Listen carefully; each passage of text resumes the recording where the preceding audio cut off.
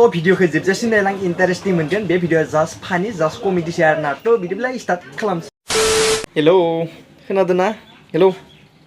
hello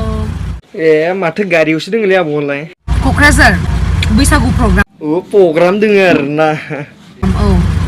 गजा लाबोफादे गजा लाबोफा जानांगौ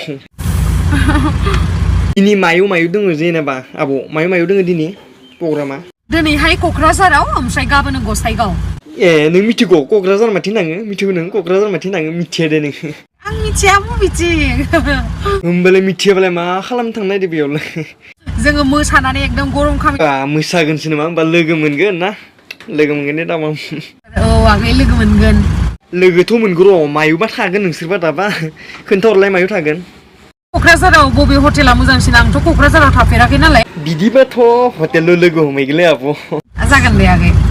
थांमारनाङा थांजानो बादो नामालाय फैदो नोङो थांगोन आब' ओंखाम जाना फैगोन दे ओंखाम संना दोनबानो जाबाय सोर फैगोन देलाय खिथाहरलाय बांद्राय लोगो लाङालै सासेल' थांगोन आं थांफागोन मिन्थिबायना आं थांफागोन सासे लोगो थांफागोन आरो आंजों ना ओमफ्राय मासे मोनखो नोङो फैबायानो फैयाखै दासो गुवाहाटिनिफ्राय ओंखारदों आङो एसे गोबाव जागोन ए मा खबरलै आब' खबरा माथो ओमफ्रायलाय मोजां ना गाज्रि मोजां खबरा बिराद मोजां मोसानो थांदो नालाय मोजां जाखागोन खबरा